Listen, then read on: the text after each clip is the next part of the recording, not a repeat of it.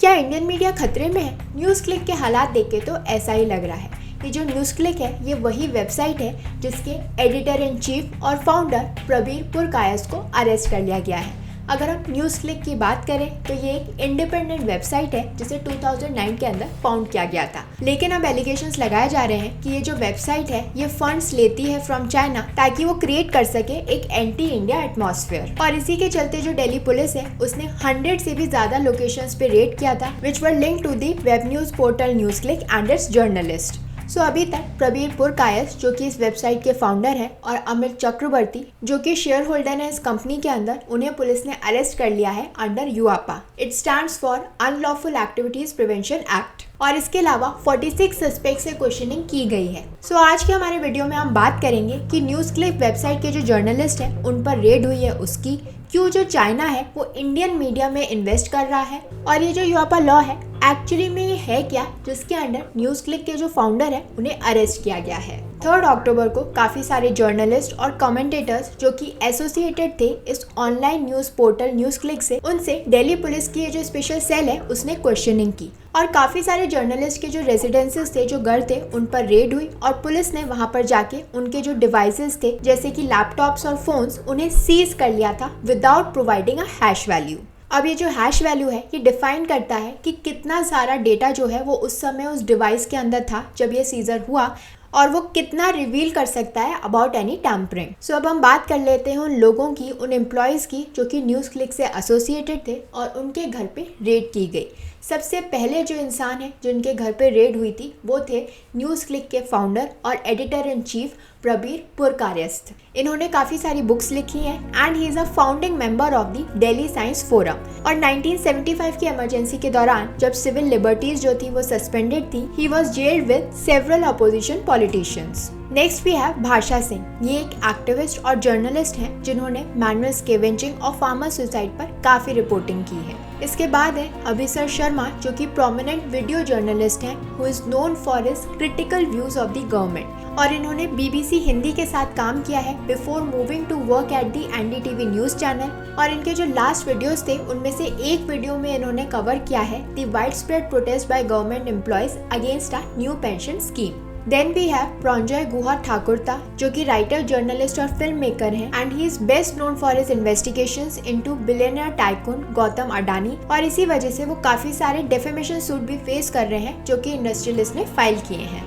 Then we have Sanjay Rajaura जो कि popular stand up comedian है और उन्होंने बॉलीवुड के अंदर भी काम किया है। वो पार्ट थे of the comedy music trio Aisi Taisi democracy. Then we have Sohail Hashmi जो कि हिस्टोरियन, एक्टिविस्ट और फिल्म मेकर हैं। And last is Irfan Khan जो कि पिछले 30 साल से काम कर रहे हैं with India's biggest English and Hindi newspapers and TV channels. वो अपने कार्टून्स को यूज करते हैं to comment on major news events. तो ये थे वो लोग जिनके घरों पे जो है रेड किया था दिल्ली पुलिस ने।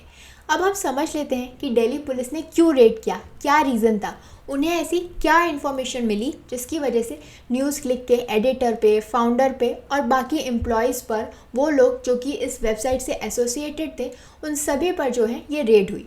तो इसके लिए हमें समझना पड़ेगा न्यूज़ क्लिक और चाइना का कनेक्शन। इस सब का आंसर हमें मिलेगा न्यूयॉर्क टाइम्स की एक रिपोर्ट से जो कि 5 अगस्त को पब्लिश हुई थी। इस रिपोर्ट का नाम था a global web of Chinese propaganda leads to a US tech mogul. इस रिपोर्ट के अंदर रिवील किया गया था कि tech mogul Neville Roy Singham ने फाइनेंस किया है न्यूज़ क्लिक को to help push Chinese propaganda. और मिस्टर सिंघम ने ना सिर्फ न्यूज़ क्लिक के अंदर इन्वेस्ट किया है बल्कि ऐसी और भी बहुत सारी ऑर्गेनाइजेशंस में, थिंक टैंक्स के अंदर उन्होंने फाइनेंस किया है ताकि वो चाइना को और चाइनीज़ गवर्नमेंट को डिफेंड कर सकें। इस रिपोर्ट के अंदर जो न्यूज़ क्लिक है उसे एक सिंगल पैराग्राफ के अंदर मेंशन किया है जो कि ये बता रहा है कि न्यू दिल्ली की जो कॉर्पोरेट फाइलिंग्स हैं उसमें शो हो रहा है कि सिंघम का जो नेटवर्क है उसने फाइनेंस किया है एक नई साइट न्यूज़ क्लिक को, और एक पर्टिकुलर वीडियो को साइट भी किया गया है जिसके अंदर कोमेमोरेट किया गया था 70 ईयर्स ऑफ चाइनाज मेओइस्ट रिवॉल्यूशन। और इस वीडियो के अंदर बताया गया था कि चाइना की जो रिवॉल्यूशनरी हिस्ट्री है वो अभी भी इंस्पायर कर रही है the working classes and people's struggles across the world against capitalist exploitation and imperialist aggression. अब आप लोग सोच रहे होंगे कि ये जो सिंघम है आखिर में ये है कौन और वो चाइना को इतना प्रमोट क्यों कर रहे हैं, क्यों वो चाहते हैं कि चाइना जो है वो और ग्लोरीफाई हुए अराउंड द वर्ल्ड। तो इस रिपोर्ट के अकॉर्डिंग ये जो सिंघम है इन्होंने फाउंड किया था थॉटवर्क्स, जो कि एक ग्लोबल टेक्नोलॉजी कंसल्टेंसी है। And in the late 1980s उन्होंने काफ़ी पैसा कमाया था by working with the biggest corporations in the world, जो कि चाइना के अंदर बेस्ड थी। और कुछ टाइम पहले ही सिंघम ने ज्वाइन कर लिया है the communist party workshop about promoting the party internationally. और इस रिपोर्ट के अंदर ये भी बताया गया है कि उनका जो लिंक है विद द चाइनीज प्रोपेगेंडा वो काफ़ी ब्लरी है, लेकिन ये भी एलैबोरेट किया गया है that he was closely related to the propaganda apparatus. अब हम बात कर लेते हैं उस फंडिंग की जो कि न्यूज़ क्लिक ने ली है सिंघम से। ईडी का कहना है कि पूरे 38 करोड़ रुपीस जो हैं वो सिंघम ने दिए हैं न्यूज़ क्लिक को। उसमें से 9.59 करोड़ जो हैं वो न्यूज़ क्लिक के अंदर इन्फ्यूज़ किए गए थे थ्रू फॉरेन डायरेक्ट इन्वेस्टमेंट, और बाकी का जो पैसा था it came by way of export of services.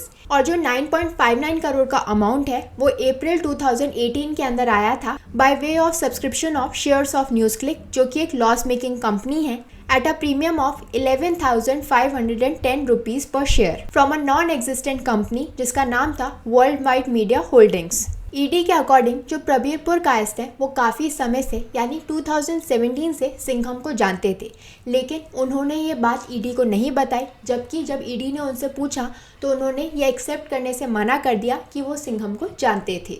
और ईडी का ये भी क्लेम है कि ये जो फंड्स ट्रांसफ़र किए गए हैं फ्रॉम सिंघम टू प्रबीर, इनका जो एम था, जो मेन मोटिव था, वो था to promote a leftist ideology. लेकिन ऐसा नहीं है कि न्यूयॉर्क टाइम की रिपोर्ट की वजह से जो ईडी है वो न्यूज़ क्लिक के जर्नलिस्ट पर, उनके फाउंडर पर रेड कर रही है।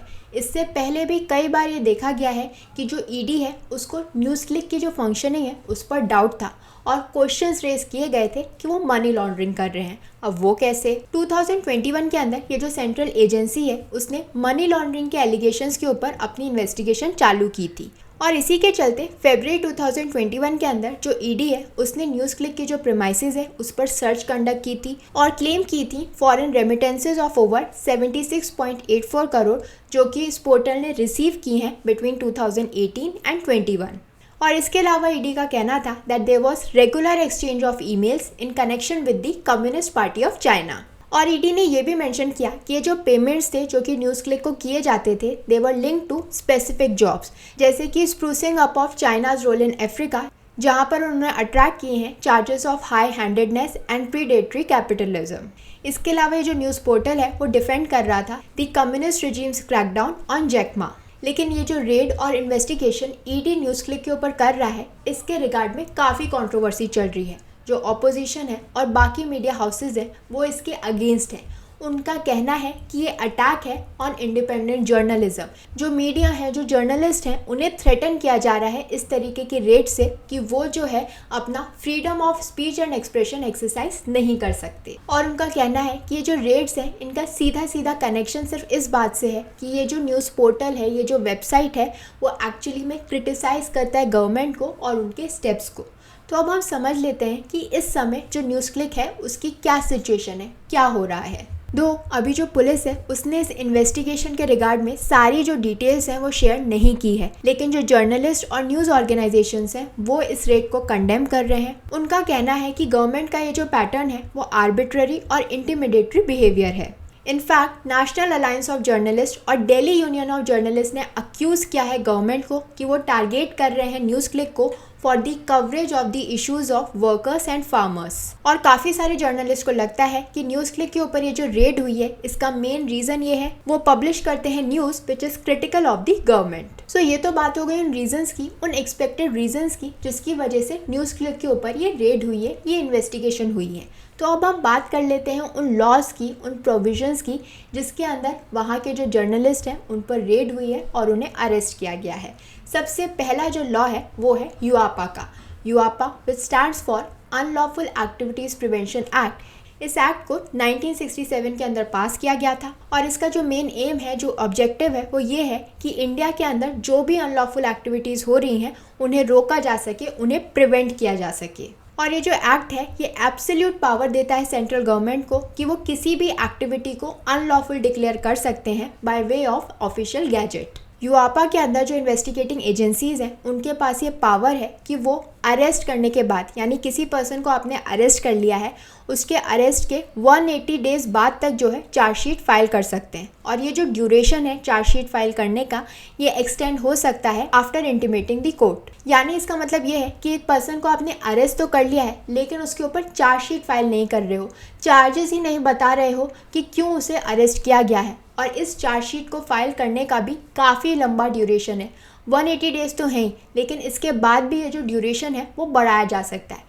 यानी एब्सोल्यूट पावर है इन इन्वेस्टिगेटिंग एजेंसीज के पास कि अगर उन्हें लगता है कि कोई भी जो ऐसी एक्टिविटी है उस पर डाउट है कि ये अनलॉफुल हो सकती है, तो उस रिगार्ड में वो लोगों को अरेस्ट कर सकते हैं और चार्जशीट काफ़ी टाइम बाद तक फाइल कर सकते हैं। अगर हम करंट केस की बात करें तो जो FIR है वो काफ़ी सारे यूआपा के सेक्शंस के अंडर रजिस्टर की है, विच इज सेक्शन 15 जो कि डिफाइन करता है टेररिस्ट एक्ट को, सेक्शन 16 जो कि पनिशमेंट बताता है फॉर टेररिस्ट एक्ट, इसके अलावा सेक्शन 13 जो कि अनलॉफुल एक्टिविटीज से डील करता है, section 17 which deals with raising funds for terrorist act, 18 with conspiracy and 22C with offences of companies trust. इसके अलावा इंडियन पिनल कोड के जो सेक्शंस 153A और 120B हैं उसके अंदर भी अरेस्ट हुए हैं। अब ये जो प्रोविज़न है वो पेनलाइज करता है, पनिशमेंट देता है उस पर्सन को जो कि प्रमोट कर रहा है enmity between two groups on grounds of religion, race, place of birth, residence, language etcetera.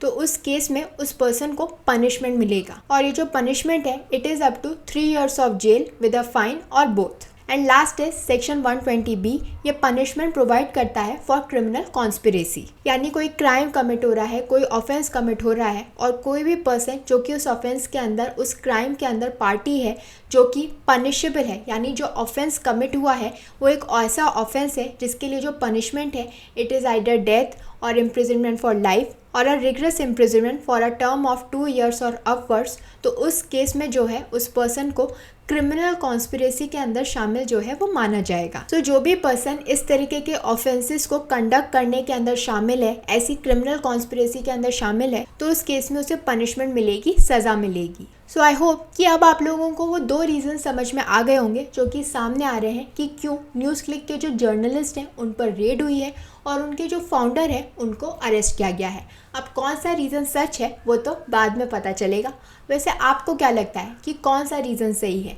क्या उनका लिंक जो चाइना के साथ है वो करेक्ट है, या फिर क्योंकि वो गवर्नमेंट के बारे में क्रिटिकल व्यूज़ देते हैं, क्रिटिकल न्यूज़ पब्लिश करते हैं, इसलिए उनके ऊपर ये रेड हो रही है? सो इस बारे में हमें कमेंट बॉक्स में बताइए, और ऐसी और भी इंटरेस्टिंग इन्फॉर्मेशन के लिए हमारे चैनल को लाइक, शेयर एंड सब्सक्राइब करें।